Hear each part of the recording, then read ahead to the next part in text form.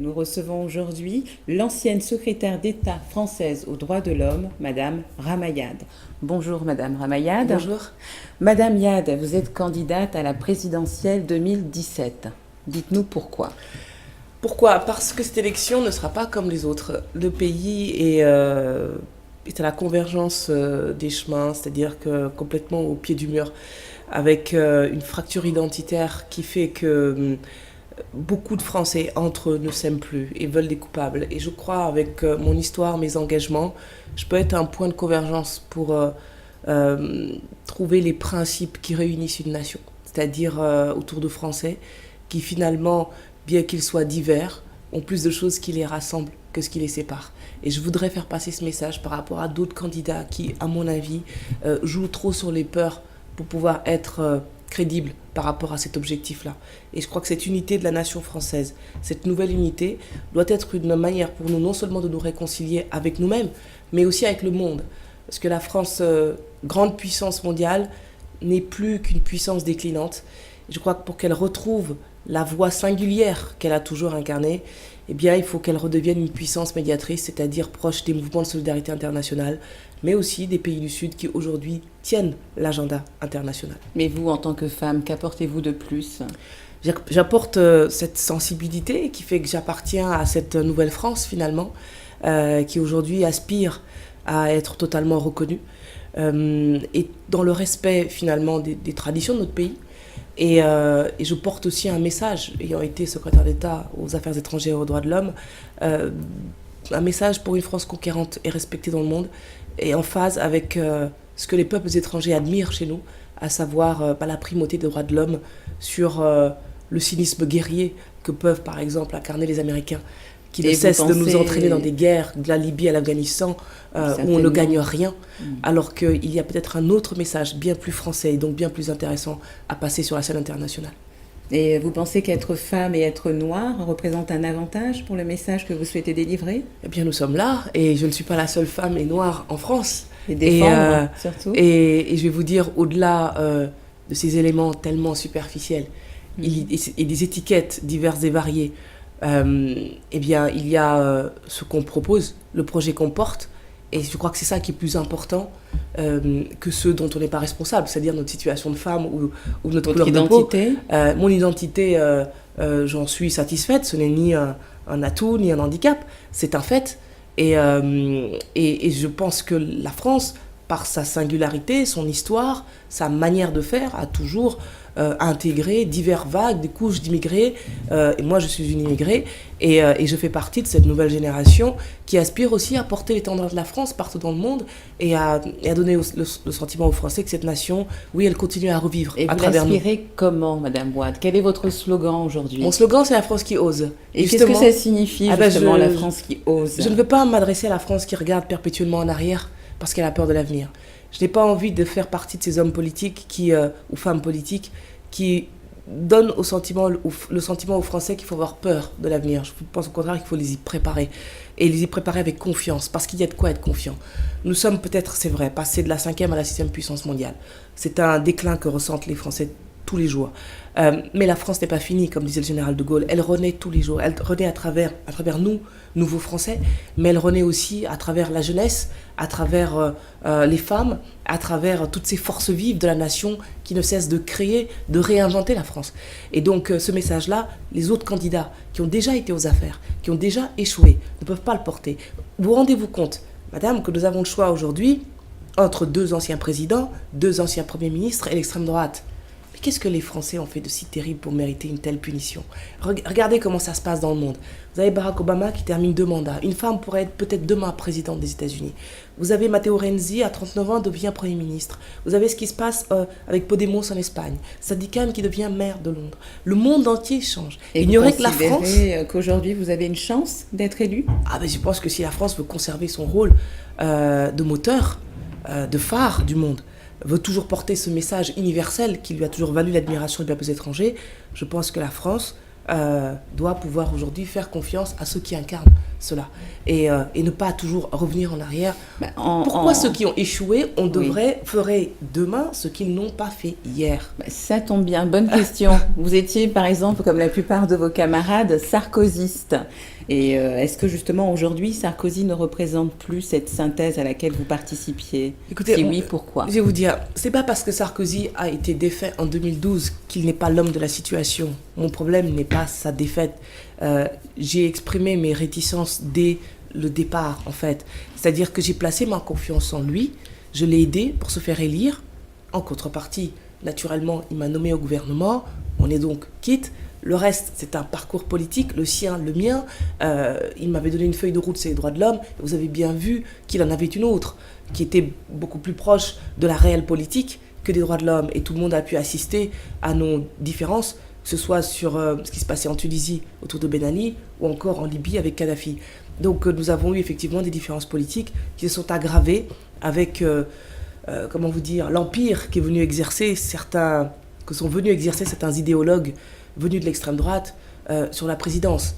Et je ne pouvais pas, avec l'histoire que je vous ai décrite tout à l'heure de mon parcours, mais aussi de l'image que j'ai de la France, je ne pouvais pas accepter cela. Ça ne vous représentait plus, ça ne représentait plus ce que vous défendiez? Pas du tout, et ce que lui-même défendait au moment où je l'ai rencontré.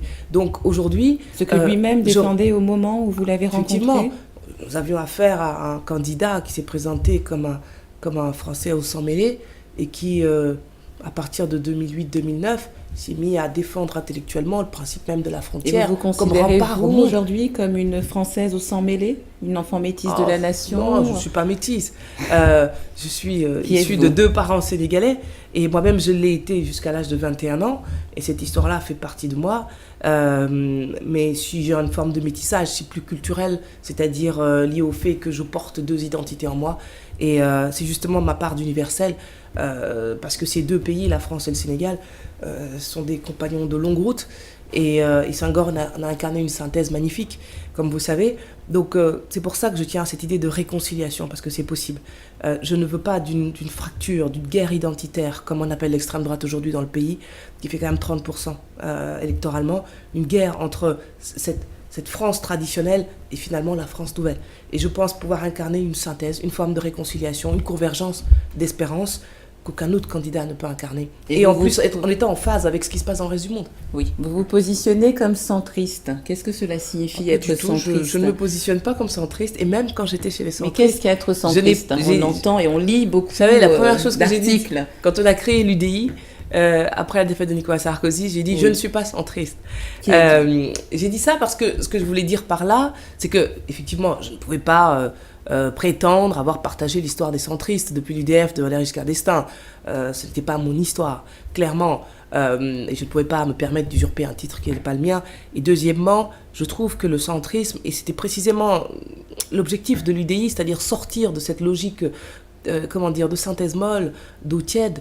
C'est quand même une grande histoire, politique, le centrisme. Mais c'est quoi en fait? C'est une force d'appoint ou c'est une force justement emmenée et c'est apte devenu à une force gouverner d'appoint. seule? Sous Giscard, c'était pas une force d'appoint, c'était devenu une force politique qui a gouverné le pays. Et puis depuis, ça a été une lente déliquescence, et je le regrette profondément. L'indépendance que nous avons voulu incarner avec Jean-Luc Borloo ne s'est pas retrouvée dans les faits, puisqu'il n'y a pas eu une élection où l'UDI est allé seul au combat, mais toujours avec l'UMP. Moi, j'ai quitté l'UMP. Et donc, ce n'était pas pour me retrouver dans ce type de situation. L'indépendance, c'est l'affirmation d'une identité politique. Et à aucun moment, on ne l'a fait. Regardez aujourd'hui où est le centre dans les élections présidentielles. Et donc, aujourd'hui, ils sont orphelins. D'ailleurs, je fais un appel aux centristes orphelins qu'ils se retrouvent en moi, parce que je porte aujourd'hui une nouvelle force politique qui s'appelle La France qui ose, qui est une coopérative qui réunit des formations de gauche, de droite, indépendantes, l'Alliance écologiste indépendante, le Parti libéral-démocrate, Démocratie 21, le Rassemblement éco-citoyen, le Cercle de la diversité. Et nous formons une plateforme politique qui veut s'adresser à tous les sacrifiés de la démocratie, aux invisibles de la République, à ceux qui n'ont hérité de rien, mais qui sont des combattants, c'est-à-dire qui continuent à créer à travers des entreprises, des associations. Nous voulons finalement dépasser le système actuel complètement discrédité. PS et l'UMP, les Français ne leur font plus confiance. Et tous plutôt, les sondages en le disent. fait, mettre en place un groupe exemplaire pour montrer l'exemple aux autres, ou juste une continuité de ce qui existe déjà dans votre lutte? On ne veut pas être dans la continuité de ce qui existe déjà, puisque aujourd'hui rien ne me rattache au système. Je n'ai ni mandat, ni appartenance politique qui me rattache au système actuel. Donc, je suis aujourd'hui libre d'être de droite, libre d'être de gauche, libre d'être centriste, libre d'être écologiste, libre d'être libéral, libre d'être entrepreneurial. Et c'est ça qui fait... Mais votre voix, quelle voix représentez-vous? La voix du peuple, la voix des sans-voix? Je veux représenter la voix, effectivement, des sans-voix, des invisibles, des sacrifiés, des sans-grades, des femmes, des jeunes, des banlieues, des catégories populaires. Je veux incarner ceux qui veulent lutter contre les injustices, ceux qui veulent créer, réinventer une France qui ne soit donc ni... Nous nous opposons aux déclinistes, à ceux qui cèdent à l'extrême droite. Nous nous opposons à ceux qui cèdent au système politique rance et rentier. Nous nous opposons aux rentiers en général, y compris en matière économique, pour privilégier les créateurs d'entreprises, les start-up. Nous croyons en l'éducation comme moyen de progrès social, alors que l'éducation est devenue aujourd'hui le meilleur vecteur des inégalités en France. Nous croyons à la place de la France dans le monde. C'est une vision certes gaulliste sur la scène internationale, mais nous croyons en ce que la France peut encore dire un message au monde. Et aujourd'hui, la France ne dit plus rien. Nous voulons que la France cesse de faire les guerres de l'Amérique pour porter un message d'universel, c'est-à-dire démocratie, droit, liberté, droit de l'homme. Voilà la France que nous voulons. C'est la France éternelle, au fond, que nous voulons continuer. Et je m'inscris comme une alternative démocratique au Front National. Je ne reconnais en mon seul adversaire que l'extrême droite aujourd'hui. Et concernant justement le centrisme, oui. Est-ce que vous considérez justement que c'est devenu beaucoup trop libéral ou citoyen? Non, le centrisme est devenu... n'a plus de voix en fait, c'est-à-dire qu'on ne l'entend pas. Ça c'est la première chose. On n'entend plus la voix des représentants de ce parti? Non. Ou le peuple ne se reconnaît plus? Il y en a déjà un premier problème, il y en a plusieurs. Il y a le centre de Bérou, il y a le centre incarné par l'UDI avec Jean-Christophe Lagarde. Ça fait une cacophonie, ça ferait une cacophonie si on les entendait, mais on n'entend pas. Les militants le disent. Le deuxième problème, c'est que il n'y a pas d'indépendance du centrisme, puisque le centre finit toujours dans les bras de l'UMP. Donc on ne sait même pas quel est le message original du centre, puisqu'il ne s'exprime pas dans les élections.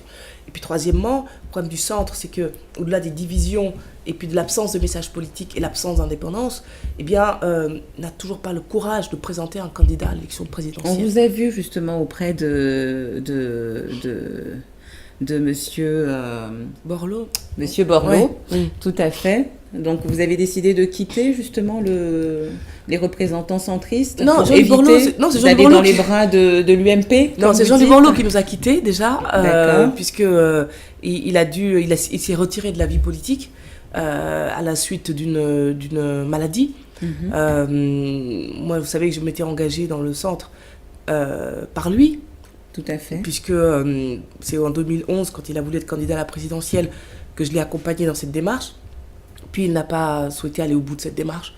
Puis il est allé soutenir Nicolas Sarkozy parce qu'il craignait que sa candidature favorise le Front National. Je n'étais pas du tout convaincue par ça, mais je respecte. Et puis ensuite, lorsqu'on a créé l'UDI, ce qui était aussi une bonne idée, je pense que la pression était trop forte et que c'est un homme politique original qui n'aime pas trop la politique politicienne, et cela a eu raison de sa santé, et il s'est retiré. Voilà. Donc à partir de là, c'était plus vraiment intéressant, puisqu'effectivement, ceux qui restaient incarnaient cette politique politicienne dont on ne voulait pas, puisqu'on n'avait pas créé l'UDI pour ça. À partir de là, j'ai pris ma liberté, en effet. Ouais. Moi, je ne suis en politique, vous savez, pas par intérêt. Je ne vis pas de la politique, c'est pas mon gagne-pain. D'aucuns me diraient, mais il fallait serrer les dents et rester. Mais pourquoi faire? Pourquoi faire? Je fais de la politique parce que j'ai des convictions et je me mets au service de ces convictions. Je ne mange pas de la politique, j'ai un travail à côté, je suis entrepreneur depuis 3 ans. Et ça aussi, c'est une autre manière de faire de la politique. Ça aussi, c'est quelque chose que les Français veulent voir changer. On a là des hommes et des femmes politiques qui vivent de ça, qui ont fait un gagne-pain, ils n'ont pas de travail, ils n'ont pas de métier.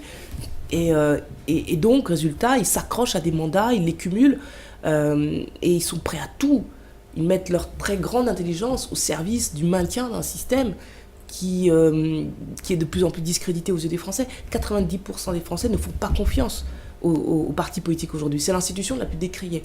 Et effectivement, c'est ce que j'ai pu observer. J'ai observé des fraudes et dans vous, les partis. En tant que chef d'entreprise, vous vous incluez dans un système plutôt libéral, plutôt citoyen? Entrepreneurial, ouais. Entrepreneurial, tout à fait. Mais est-ce que vous ne pensez pas justement que l'ultralibéralisme a tué les principes initiaux de l'Europe? C'est pour ça que j'ai dit... C'est-à-dire prospérité, paix, que vous défendez tant. Vous avez raison, c'est pour ça que j'ai dit entrepreneurial. Parce que je fais bien la différence. L'ultracapitalisme et l'ultralibéralisme, ce n'est pas mon affaire. D'abord, pour moi, le libéralisme, c'est d'abord le libéralisme politique. C'est celui des droits de l'homme, justement. C'est celui de la Révolution française. C'est celui du Conseil de l'Europe. C'est ce que je vous disais tout à l'heure, la démocratie, les libertés individuelles et collectives, des droits de l'homme. Et on oublie trop souvent ça dans la famille des libéraux. Il faut rappeler que c'est ça d'abord, le libéralisme, et d'abord politique. C'est être ensuite aux côtés de Solzhenitsyn plutôt que du KGB. Donc je ne comprends pas aujourd'hui que des hommes politiques se disent libéraux et soutiennent Vladimir Poutine ou Assad. C'est incompatible quand on est libéral. Et puis troisièmement, le libéralisme il est aussi sociétal. C'est quand on a une ouverture sur les libertés collectives, on défend les minorités, on les protège, on défend les droits des femmes. On promeut... C'est plus un libéralisme solidaire, donc. Hein. Oui, mais le libéralisme est naturellement ouvert. Et c'est pas quelque chose de fermé. Et puis enfin, le libéralisme économique. Oui, il faut le revendiquer. Mais comme du point de vue de l'entrepreneuriat, de l'entreprise, pardon. Ce que je veux dire par là, c'est que le libéralisme, pour moi, c'est pas la défense des rentes économiques. C'est-à-dire les grosses entreprises qui se sont engraissées à force d'être sous la protection de l'État.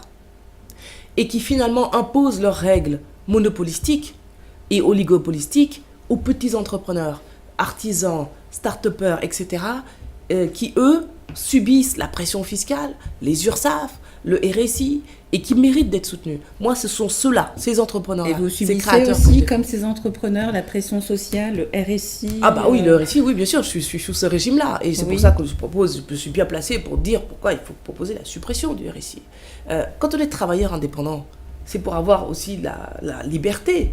Donc, pourquoi... D'ailleurs, ce système a été caractérisé par la Cour des comptes d'accidents industriels à cause de ces erreurs répétées, des erreurs de calcul, des huissiers qui débarquent chez les gens pour réclamer de l'argent. Les entrepreneurs sont pris à la gorge. Il faut la liberté d'affiliation. Et vous faites partie de ces entrepreneurs pris à la gorge, vous savez, avant même d'avoir eu mon premier contrat de mon entreprise, effectivement, on me réclamait beaucoup d'argent.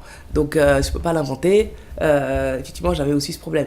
Mais il faut aussi baisser les charges. C'est pour ça que je propose dans mon projet de société un dispositif zéro charge pour la première embauche. C'est-à-dire que pour tout nouveau créateur d'entreprise qui embauche un salarié, un premier salarié, il y ait zéro charge. Et vous savez que la France est le pays d'Europe où on crée le plus d'entreprises, mais c'est le pays d'Europe où on crée le moins d'emplois. Ces entreprises ne créent pas d'emplois à cause des charges. Voilà. Donc là, je pense qu'il faut faire autrement. Il faut aussi créer un contrat de travail unique à côté du CDI, du CDD. Matteo Renzi l'a fait en Italie. Ça a créé 450 000 emplois. Ça veut dire quoi? Ça veut dire que c'est un CDI pour tout le monde, mais les conditions pour se séparer de son salarié sont assouplies. Ce qui favorise justement les rotations, des embauches beaucoup plus simples. Et ce qui ne remet rien en cause, c'est des CDD traditionnels. Mais vous verrez qu'un contrat de travail unique, si ça marche, eh bien tout le monde voudra en avoir. C'est ce qui s'est passé en Italie. Et puis il y a d'autres mesures évidemment, comme plutôt que l'assurance chômage, qui maintient les gens dans le chômage, franchement. Eh bien il faudrait plutôt prendre l'argent de l'assurance chômage, le donner à l'entreprise. Vous savez ce que c'est ? Vous pensez que l'entreprise gérait mieux l'assurance chômage que le chômeur lui-même ? On demanderait à l'entreprise de ne pas faire du salarié un chômeur, de le garder, quitte à réduire son temps de travail. Et en contrepartie, eh bien l'UNEDIC lui verserait l'assurance chômage. Voilà. On renverserait la vapeur. On aurait moins de chômeurs, l'entreprise ne serait pas lésée, et l'UNEDIC ne serait pas dans cette situation d'endettement énorme. Voilà. Pour en revenir à l'Europe, le Brexit, pour ou contre ? Alors, j'aurais été britannique, j'aurais voté pour le maintien. Mais je ne suis pas britannique. Et je respecte le vote des Anglais. C'est surtout les Anglais d'ailleurs. Et parce qu'il n'y a rien au-dessus de la souveraineté des peuples. Vous savez, j'ai fait partie de ceux qui ont voté non au référendum français pour la Constitution en 2005. J'ai beaucoup souffert à l'époque j'étais pas en politique, de l'opprobre dont étaient affublés tous ceux qui avaient voté non. On a le droit de voter non, parce que l'Europe, effectivement, ne fonctionne pas bien. La loi du travail, Madame Yad, Oui. pour ou contre? Écoutez, je ne sais même plus quoi dire parce que je ne sais pas ce qu'il y a dans cette loi maintenant. À force d'avoir été vidée de son contenu, il ne reste plus grand-chose. Et le pays s'est payé une belle crise depuis plusieurs semaines avec des problèmes de carburant, des manifestations, problèmes de grève, des transports, pour un article 2 dont on ne parle même plus, qui concernait la négociation d'entreprise. La violence l'a emporté sur la négociation. Oui, mais est-ce que justement ces protestations ne dépassent pas cette loi du travail? Est-ce que ce n'est pas tout simplement un ras-le-bol national? Bien sûr, c'est un ras-le-bol. C'est un ras-le-bol qu'ils ont depuis 30 ans. C'est pour ça que je vous dis, il faut qu'on tourne la page d'une génération politique. Elle est fatiguée, elle est épuisée. Ils ont fait partie des problèmes, ils ne peuvent pas faire partie de la solution, clairement. Je crois qu'avant toute réforme aujourd'hui sur le droit du travail, le préalable indispensable, c'est la réforme du dialogue social, en fait.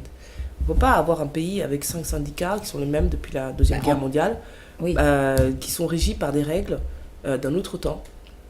4 milliards de budget, majoritairement public, financent des syndicats qui représentent 4% des salariés, capables de bloquer tout le pays.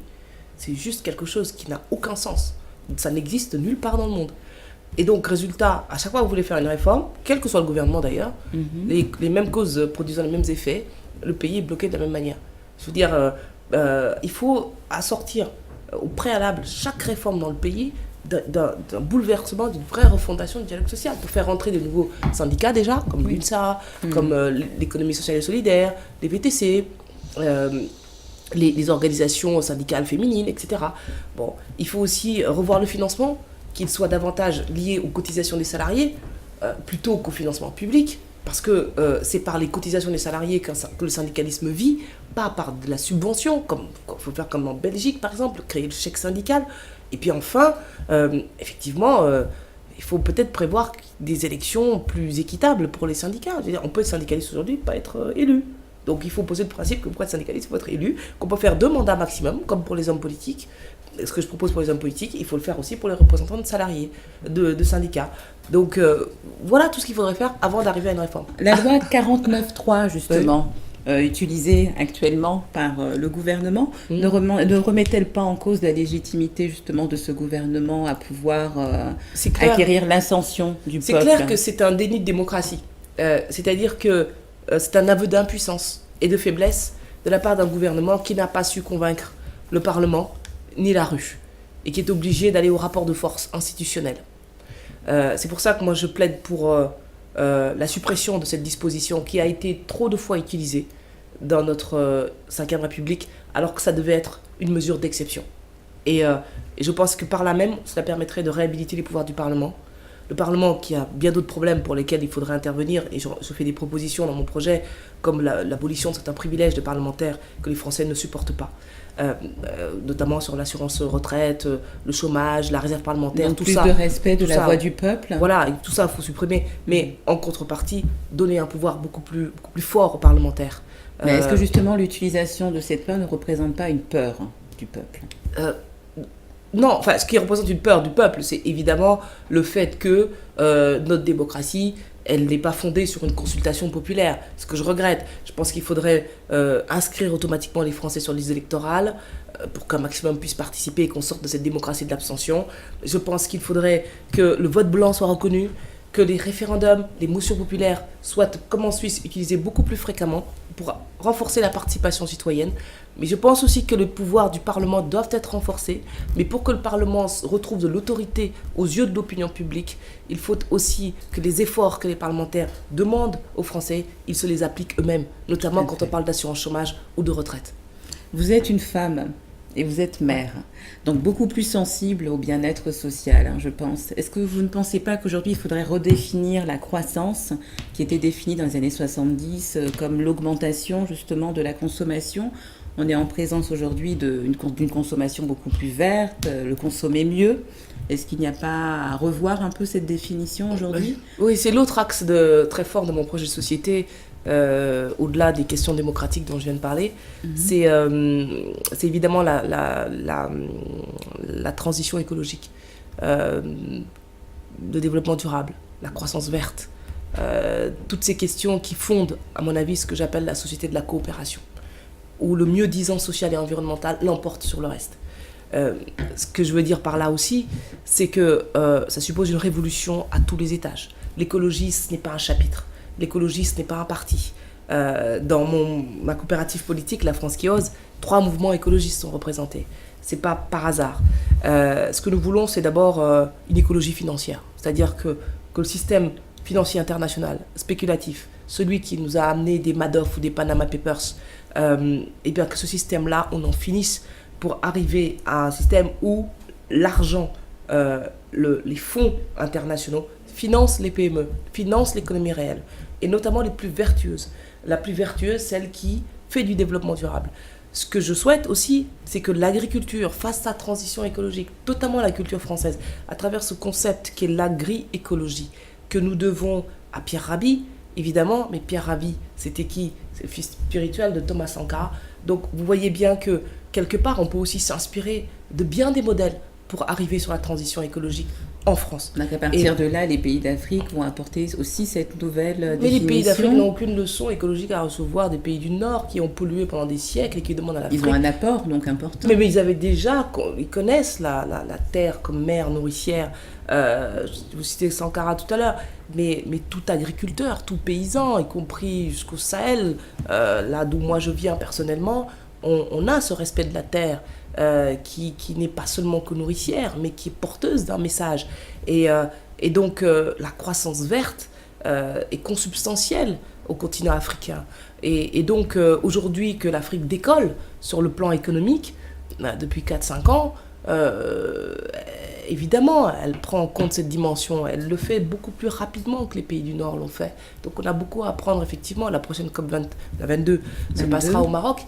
Et c'est bien la marque aussi de la reconnaissance d'un pays qui, en matière de croissance verte, a beaucoup fait. Et quel rapport, justement, la France doit-elle entretenir avec l'Afrique? Sous quels critères, selon vous? Écoutez, je pense qu'il faut... passer d'une relation fondée sur ce qu'on a appelé la France-Afrique, les hippopotames de la France-Afrique, à une relation avec les guépards de l'Afrique-capitalisme tel qu'il se développe aujourd'hui. Plus d'équité dans les échanges? Moins de passionnel, plus d'équilibre, plus de respect mutuel. Plus de reconnaissance aussi. Vous savez, ce que j'observe, c'est que l'Afrique aujourd'hui, elle attend rien de particulier de la France. Ça, c'est peut-être la pire chose qui puisse arriver à notre pays dans sa relation avec l'Afrique. Il fut un temps, c'était l'amertume, liée à des tas d'erreurs stratégiques, de l'absence de la France aux obsèques de Senghor, jusqu'au charter, en passant par le sort réservé aux étudiants africains, par la politique de visa honteuse, faut le dire, jusqu'à des petites phrases comme le bruit et l'odeur, le discours de Dakar, tout ça avait créé beaucoup d'amertume.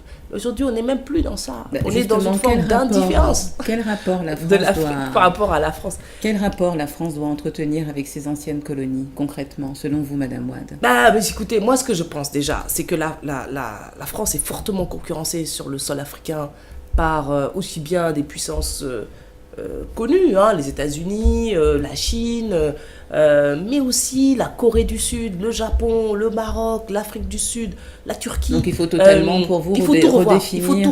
Il faut tout revoir. Mais il y a une menace qui est quand même assez permanente là actuellement, le terrorisme. Oui, mais il faut tout revoir pour des raisons structurelles. D'abord, est-ce que ça ne pourrait pas déstabiliser justement ces pays africains? Est-ce que la présence de l'armée française n'est pas encore nécessaire? Déjà, l'armée française a beaucoup réduit sa présence en Afrique, d'une part. Puis elle est revenue là sur le Mali, certains à la demande du Mali. Le démantèlement de ces bases. Oui, d'accord, mais enfin, c'est le Mali qui a demandé l'arrivée, la coopération militaire française. Bon, après, je pense que moi, je suis là pour incarner la voix de la France. Qu'est-ce que je ferais demain si j'étais président de la République française? Je suis là pour donc défendre ses intérêts. Mais ces intérêts, pour moi, ça passe d'abord par la promotion de certaines valeurs. Et ces valeurs-là sont fondées sur l'idée de démocratie, de liberté, de partenariat équilibré. Et donc, il ne faut pas juste défendre ses intérêts pour ses intérêts si elles nuisent aux partenaires africains. Parce que ça revient toujours en boomerang, sous forme d'immigration. Regardez, la Méditerranée est devenue un cimetière. Ce qui se passe en Érythrée, l'Érythrée est une prison à ciel ouvert. Et la conséquence, c'est que tous les jeunes hommes d'Érythrée traversent la Méditerranée pour venir s'échouer à Calais. J'ai été visiter Calais, j'ai entendu ces hommes me raconter leur histoire. Alors que fait l'Union européenne? Quel type de coopération préservons-nous avec les dirigeants de l'Érythrée? Nous payons les conséquences de choix ou d'erreurs stratégiques telles que cela. Donc moi ce que je crois honnêtement, c'est que la France est légitime à avoir une place privilégiée en Afrique, du fait de son histoire, de la proximité géographique et puis de la présence d'une diaspora africaine forte en France.